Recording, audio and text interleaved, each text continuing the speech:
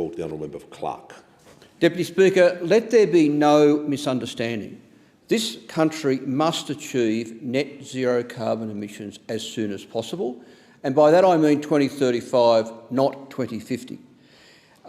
It also means that this country must not invest in any new oil, gas or coal projects, but it does mean we need to fast-track our renewable energy industries, including fast-tracking the development of an Indigenous electric vehicle industry.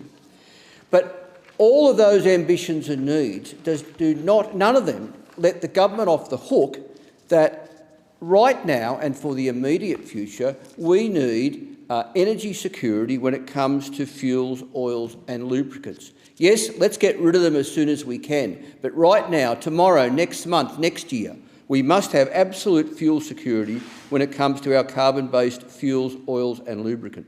But what have we got instead? Deputy Speaker, this country imports 90% of our refined fuel, 90% coming from overseas.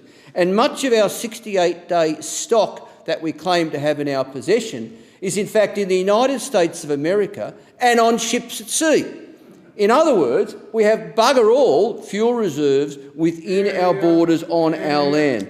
In fact, as of November last year, Deputy Speaker, we had only 54 days of jet turbine fuel, 24 days of petroleum and 20 days of diesel. And I make the point again, fuel in America is useless in a crisis. Fuel on ships is potentially useless in a crisis. In particular, when we have only 4 refineries in this country and 2 are closing. And this at a time of real, genuine international drama. What if there's another war in the Middle East? What if there's a war over Taiwan? What if there's a war in Ukraine? And I noticed that even today, just a couple of hours ago, Minister Dan Tehan warned that supply chain issues may worsen with a Russian invasion of Ukraine. This is real. And then what about if there are industrial catastrophes in the oil refineries of Singapore or South Korea? These are all real potential scenarios. These are all real threats to the import of fuel to this country. So why on earth we don't have at least 60 days supply of jet fuel, of petrol, of aviation gasoline, of all the oils and lubricants? It beggars belief, and it is a failure of governance in this country, Deputy Speaker, by a series of governments of both colours. Deputy Speaker, of course, the best solution to this is absolute self-reliance through renewable energy. That's what we actually need.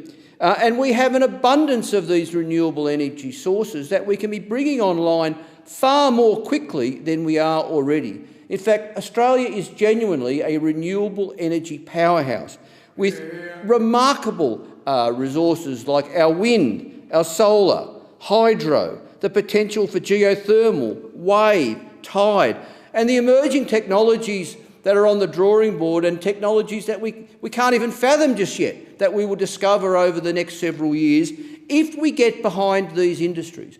And I suppose that's one of the key points of this motion by the remarkable member for Kennedy, that we need government to be involved in every way possible to invest in these new industries and new technologies.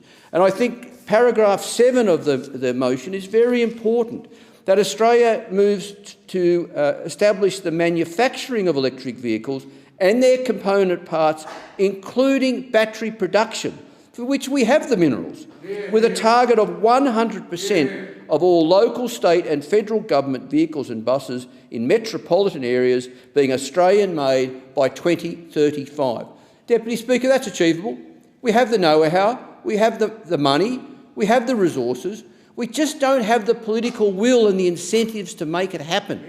That's all we need. If this country is going to achieve net zero, I hope by 2035, and 100% reliance on renewable energy, then we need the government to be more involved with regulations, with funding, with incentives.